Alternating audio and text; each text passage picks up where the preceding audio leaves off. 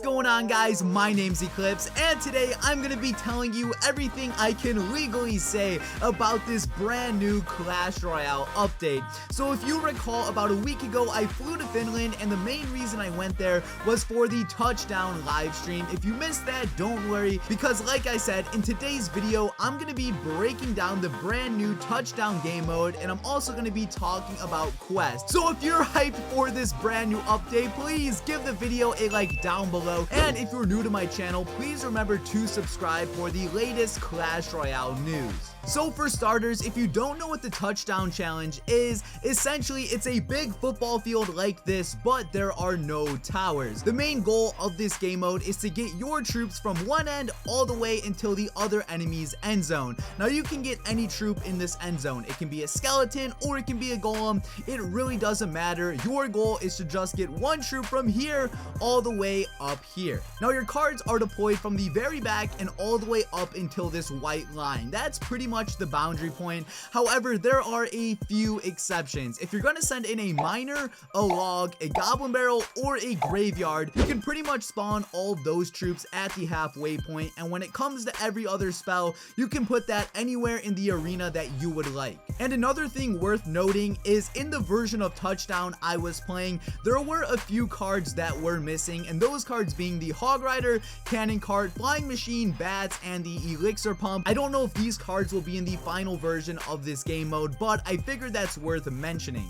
A few more tips to help you guys out for when this game mode does go live. Pick as many tanks as possible. Pretty much in this challenge, there's a few cards that if you have, you will win every single time. Now, since this is a draft challenge, a lot of it is luck based. Like in the challenge, OJ and I came in last place. It's not that like we were bad. Okay, we're pretty bad. But there were a few other factors. So when it comes to drafting, my number one recommendation is pick as many tanks as possible. If you can get a golem, the odds are you're going to win. The golem is by far one of the best cards in this challenge, and it's such a shame that OJ and I couldn't get this card, because I'm telling you, if we had the golem, we could have probably did so much better. As far as the lava hound goes, that card, it's okay. I wouldn't say it sucks, but it's definitely not one of the best. Another strategy that worked out a lot was having two tanks at the same time. So I've seen golem and giant, I've seen golem and lava hound. Like, just combining two tanks is absolutely crazy.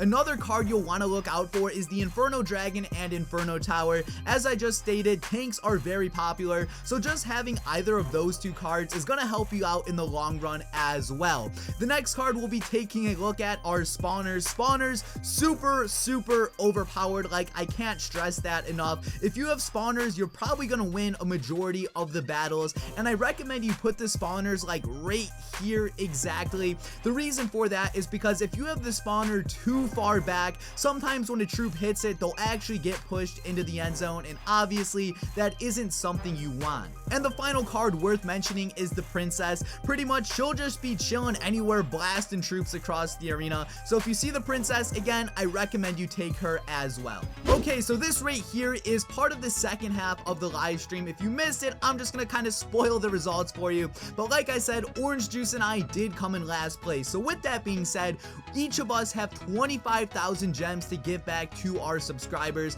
So in total, that's 50k gems that we can give back to you guys. I don't quite know how we're giving these gems away yet, but as soon as I figure that out with Orange Juice, I'll be sure to let you guys know. So just focusing on this gameplay right now, we were actually against the German team, so it was OJ and I versus Trimax and Chef Strobel, and they were pretty good. Like in rehearsal and in tryouts, pretty much when we weren't live, OJ and I were killing it. We kept getting the golem, and I'm telling you, the golem is the number one card to win. If you have that card, you're probably gonna do good. And then there's some other tanks, like in this case, the Royal Giant. He just sucks. Like, sure, he has a cannon and he can help out with defenses, but there's no towers, so the Royal Giant is pretty much like useless. And one card that actually caught me off guard was the Graveyard, because just putting that in the middle actually does a lot of work. It's pretty shocking, but the Graveyard actually comes in very clutch as well.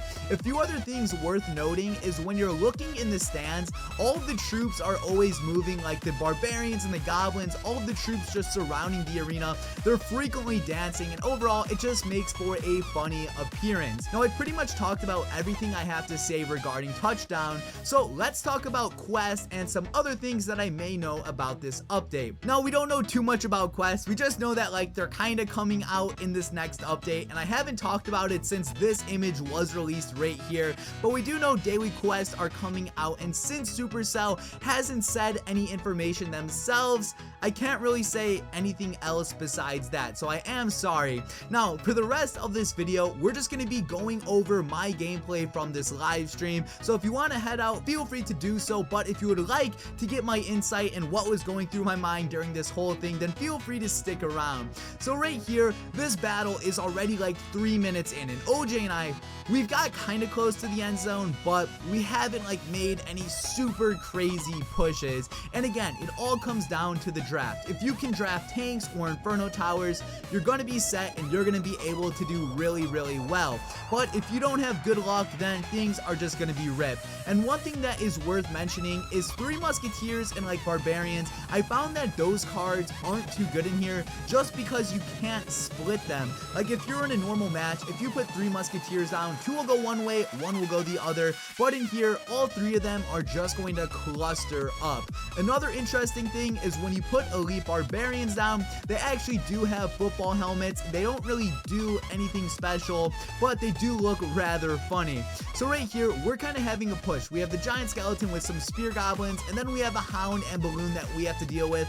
And again, since we have that inferno tower, that is going to come in so clutch, and that actually allows us to pretty much counter them perfectly. And at this point, things are just kind of going really slow. We have a battle ram, we have goblins on the right side, and one thing that worked out for us a lot is just spreading your troops out. You don't just want to focus on one half of the arena, and you don't want to sit there and build up elixir. When you're playing this game mode, and you're going to find this out rather quickly, is you constantly have to put troops down, but you have to put them down in like a strategic way so that they won't just die instantly. And it kind of gets rather confusing because you really have to coordinate with your partner, like, hey, I'm going to put this down, so maybe get a little push on this side and then get a light push on the other. You pretty much have to be pushing both ends of the arena at the same exact time. And while playing this entire game mode, I don't think like any teams ever push straight down the middle. Like that was just kind of like a dead mission. I didn't see it work once, and it really doesn't make too much sense. So when you push, try to stick to the outskirts of the arena. Like I said, that's where I found most of our success. And another important tip is when you're drafting cards, try to pick the cards rather slowly. Don't just pick 4 cards that you like.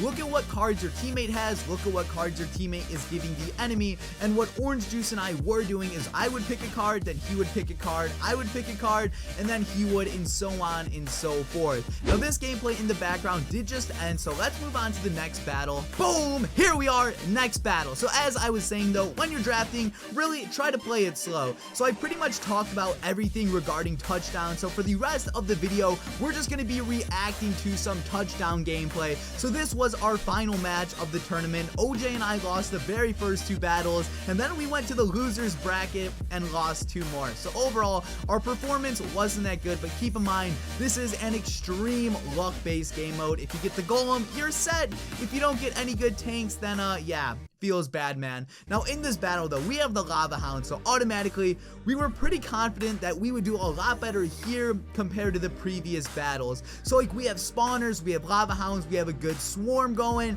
Like we were pretty confident in this battle. And even look at this, look at the lava hound up top. It's about to go in, the hound pops, the lava pup is practically in the end zone, and we didn't get a touchdown. Right there, I was a little bit salty. I was kind of upset. I'm like, dude, you gotta be kidding me, like holy crap. And that happened to us so many times, like when we were just practicing, and even just right there, for example, it is really frustrating. And one thing which I kind of forgot to mention earlier on in this video is how the scoring system works exactly in here. So pretty much it works like the regular game mode, where if you get 3 crowns, you're gonna win. So in other words, if you can get 3 touchdowns before the time limit is up, you get a free win. Now out of all of my matches in touchdown, I don't think like anyone got 3 touchdowns like ever. Maybe once or twice, but for the most part, it was really rare. Now, if touchdown goes to overtime, then the next touchdown is gonna win the match. So it's pretty basic,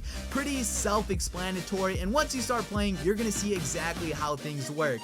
Now remember, I was saying if you have tanks, you're gonna win this. Now in this battle, the enemy has the P.E.K.K.A. and the Giant Skeleton, so they have 2 tanks, and then we had the Royal Giant. So that right there is just a complete garbage tank, and not to mention the Germans, they had the Inferno Tower. Again, like I said, if you have an Inferno Tower or Inferno Dragon, you are gonna be set. Now, a few other cards which are really good in here is the Battle Ram. Pretty much that thing just goes so quickly. So many times the Battle Ram made it to the end zone just because it just does that full out sprint, and it is just such a good card. So at this point, we had the Lava Hound up there. We were trying to use the Lightning spell to get some good plays off, but that really didn't work out too well. And as I kind of said earlier, the Lava Hound, it's one of those cards. Sure, it's a good legendary, but it's just not the best. And if you're looking on the bottom left, that Ice Golem is about to make it, but we just barely stopped it, and this battle is over. So that is going to conclude it for today's video. If you guys enjoyed this, please be sure to give the video a like down below, and if you're new to my channel,